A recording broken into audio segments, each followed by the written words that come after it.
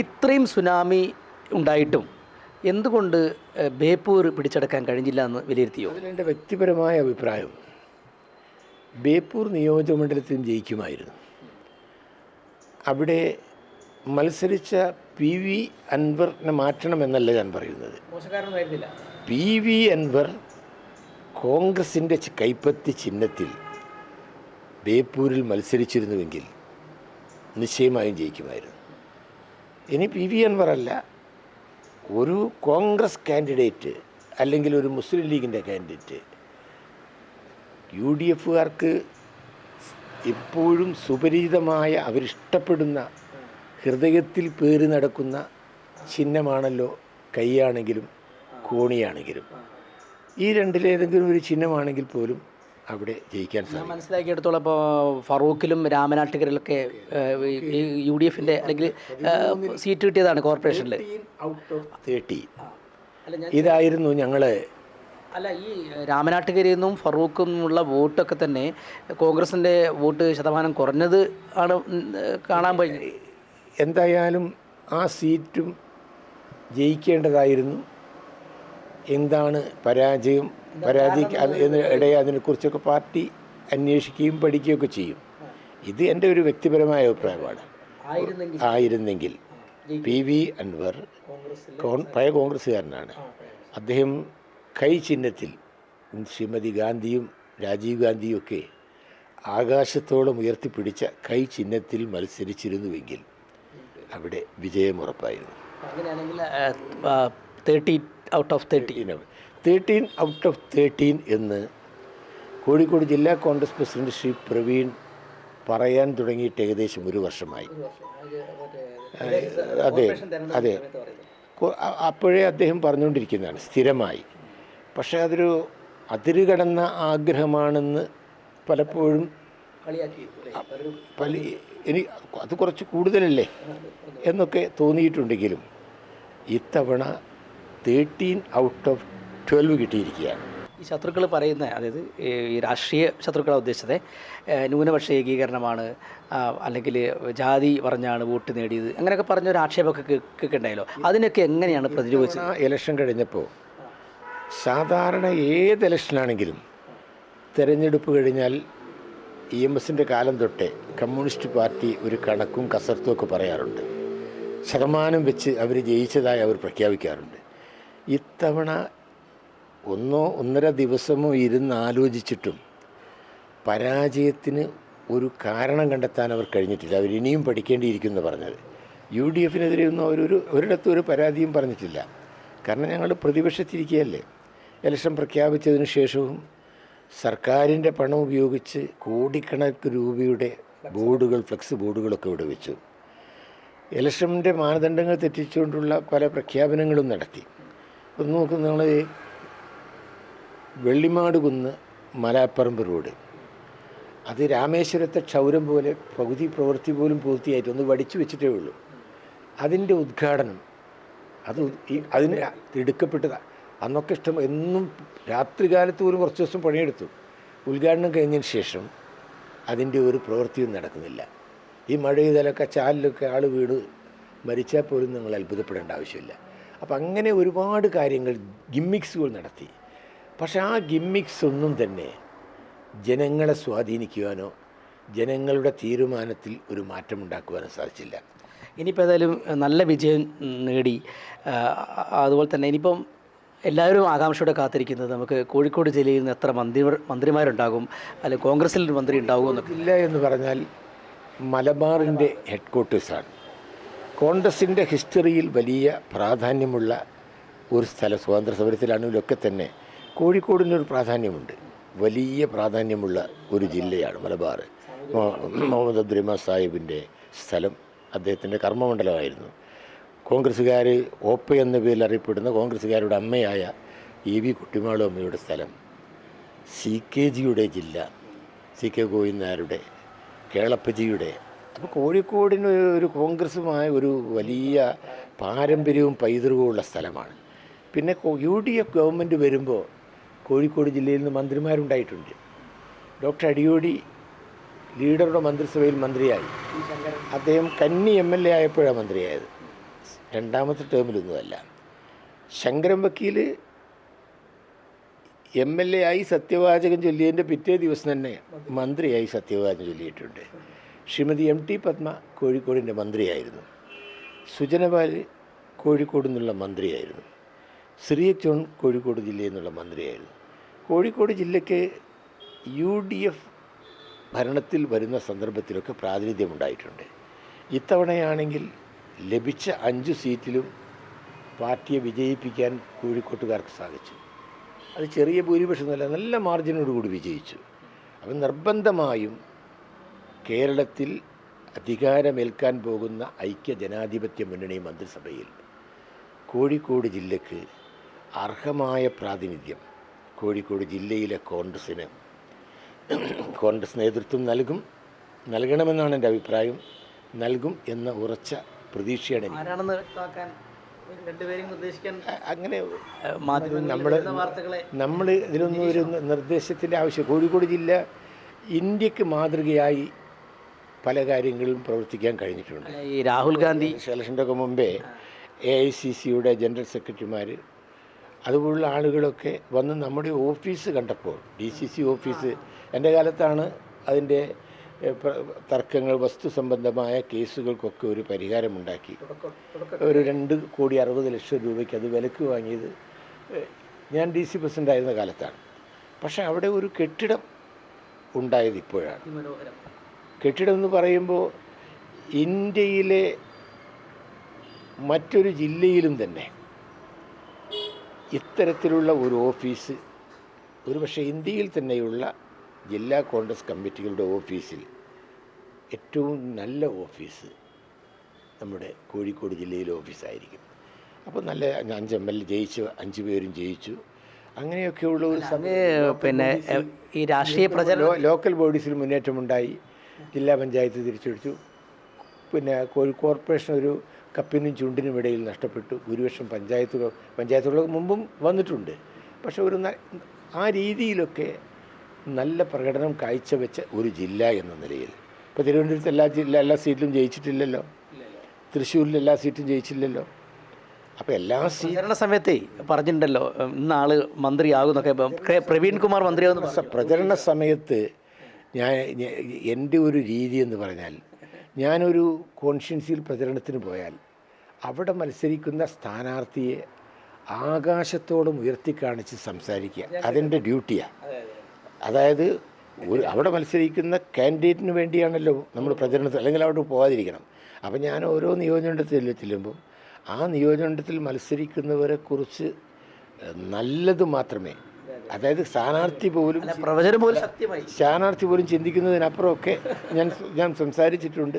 എല്ലാവരും യോഗ്യരായ പോലത്തെ മണ്ഡലത്തിൽ അഭിജിത്ത് ജയിക്കുമെന്ന് ഞാൻ കേട്ടിട്ടുണ്ട്.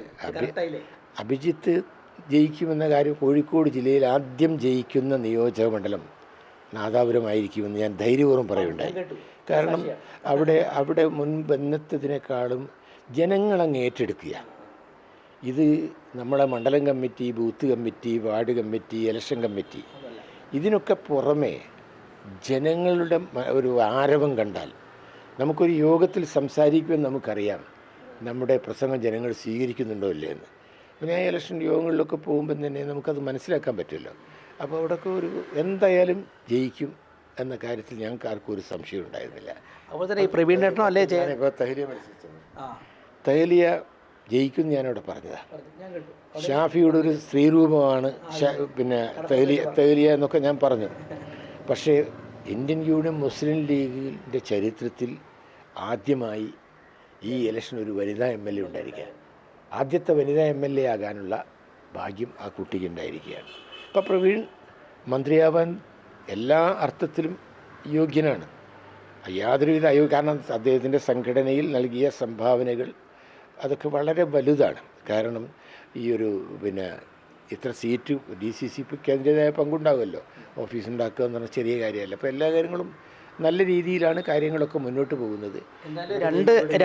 ഇവിടെ ജയിച്ച ജയന്ത്, അദ്ദേഹം മന്ത്രിയാവാൻ യോഗ്യനാണ്, വെൽ എഡ്യൂക്കേറ്റഡാണ്. മാത്രമല്ല ഒരുപാട് സാമുദായികം ഞാൻ പറഞ്ഞു, ജാതി മത ചിന്തക്കൊക്കെ അതീതമായി കൊള്ളാവുന്ന ആളുകളാണ് ഇവരൊക്കെ. അത് എന്നെ സംബന്ധിച്ചിടത്തോളം അത്തരമൊരു സമവാക്യത്തിനൊന്നും ഞാൻ പ്രാധാന്യം കൽപ്പിക്കുന്നില്ല. അല്ല, അങ്ങനെയാണെങ്കിൽ കോഴിക്കോട് ജില്ലയിൽ 5 കോൺഗ്രസ് കാൻഡിഡേറ്റ് ഉണ്ടായിട്ട് ഒരു മുസ്ലിം കാൻഡിഡേറ്റിനെ മത്സരിപ്പിച്ചിട്ടില്ലല്ലോ. അപ്പോൾ ഇവിടെ മുസ്ലിമിനെ നിർത്തിയിട്ടില്ല എന്ന് വേണേൽ എനിക്ക് പറയാലോ, അല്ലെങ്കിൽ ഞങ്ങൾക്ക് പറയാലോ. ഞങ്ങൾ അങ്ങനെ ഒരിക്കലും ചിന്തിക്കാറില്ല, അങ്ങനെ കാണാറില്ല.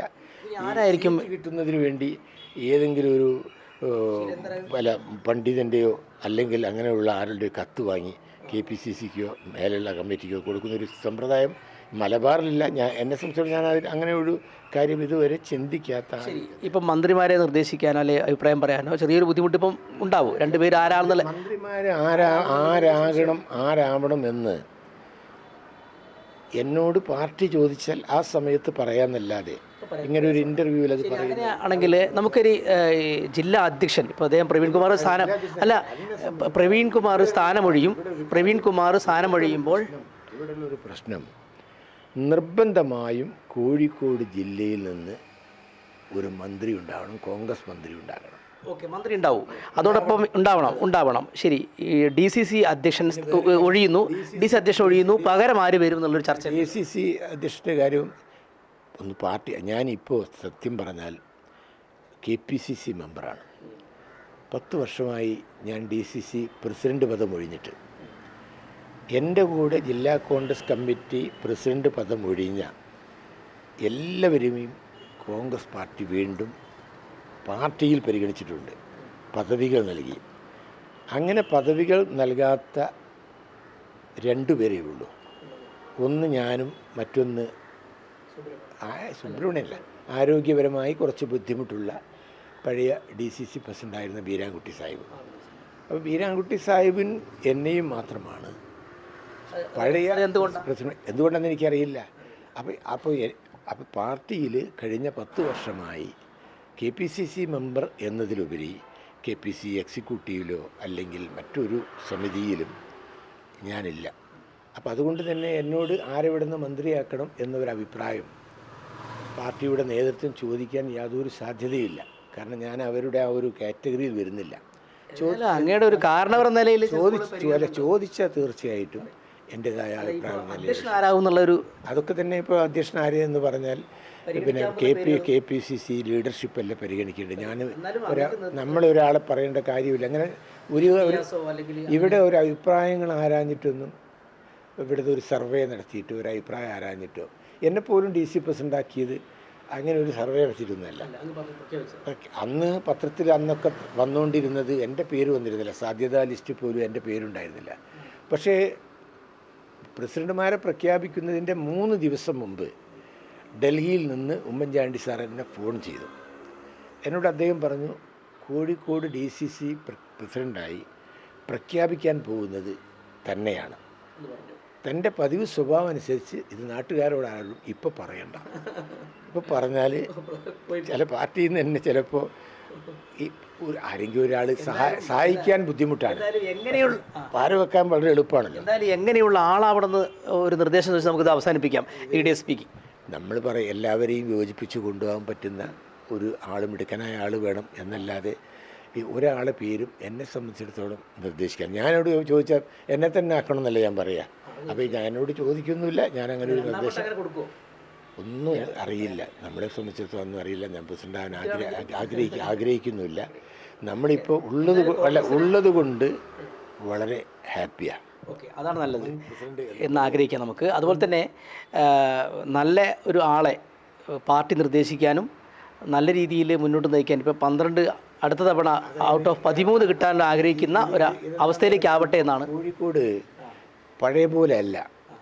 കാരണം രാഹുൽ ഗാന്ധിക്ക്, പ്രിയങ്ക ഗാന്ധിക്ക് അവരുടെ കോൺഷ്യൻസിയിൽ പെട്ടതാണല്ലോ തിരുവമ്പാടി.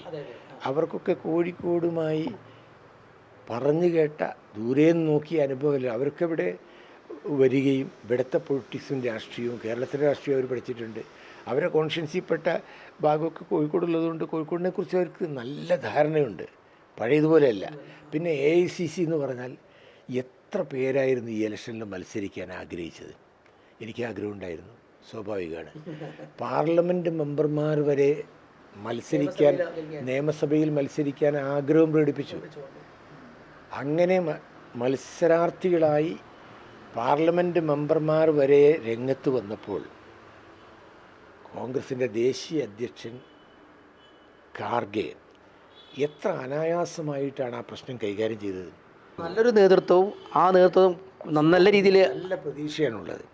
കാരണം നല്ല പ്രായത്തിൽ നമ്മളിപ്പോൾ ഹജ്ജിന് പോവുകയാണെങ്കിൽ പോലും ആരോഗ്യമുള്ളപ്പോൾ പോകണമെന്ന് കാരണവന്മാർ പറയാറുണ്ട്. പ്രായമാകുമ്പോൾ നമുക്ക് പരസഹായം പല കാര്യത്തിലും പല ഇബാദത്തുകളും പ്രാർത്ഥനയൊക്കെ നടത്താൻ മറ്റുള്ളവരുടെ സഹായം ചിലപ്പോൾ വേണ്ടി വരും. ഒന്ന് ആരോഗ്യമുള്ളപ്പം പോയാൽ ആരെയും സഹായമില്ലാതെ നമുക്ക് ഹജ്ജ് കർമ്മം ഭംഗിയായി നടത്താൻ പറ്റും. ഇന്നിവിടെ ജയിച്ച് ഞങ്ങളെ 5 MLA-മാരും ചെറുപ്പക്കാരാണ്. പ്രായമായ ആളുകളെക്കാളൊക്കെ ഇഫക്റ്റീവായി അവർക്ക് വരണമല്ല, ജനങ്ങളോടൊപ്പം നിന്ന് പ്രവർത്തിക്കാൻ കഴിയും. അതിനുള്ള സ്വാഭാവികമായും ഇപ്പം തന്നെ ഒരു വലിയ ആവേശത്തിലാണ് കോൺഗ്രസിൻ്റെ ജില്ലയിലെ ആളുകളൊക്കെ തന്നെ. ഞങ്ങൾക്ക്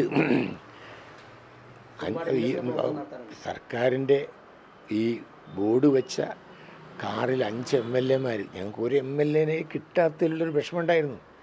നീണ്ട കാത്തിരിപ്പിന് ശേഷം ഒരുമിച്ച് തന്നിരിക്കുകയാണ്. അത് ഞങ്ങൾ അതിലൊരു വലിയ ആവേശത്തിലാണ്. എന്തായാലും ഈ ആവേശം ഒട്ടും മങ്ങി നിൽക്കാതെ നല്ല ഭരണം കാഴ്ചവെക്കാൻ മക്കളെ അല്ല ഒരുമിച്ച് കിട്ടിയതുപോലെ ജില്ലയിലെ കോൺഗ്രസിന് 5 MLA-മാരെ തന്നതിന് ജനങ്ങളോട്, ദൈവത്തോട്, എല്ലാവരോടും ആവേശം കെട്ടടങ്ങാതെ ദൈവത്തിന് നന്ദി പറഞ്ഞുകൊണ്ട് നമ്മൾ ശ്രീ KC അബു നമ്മോടൊപ്പം ചേർന്ന് ഇത്ര നേരം സംസാരിച്ചതിൽ ഈ ലീഡേഴ്സ് സ്പീക്കിങ്ങിൽ സംസാരിച്ചതിൽ നന്ദിയുണ്ട്. സന്തോഷം.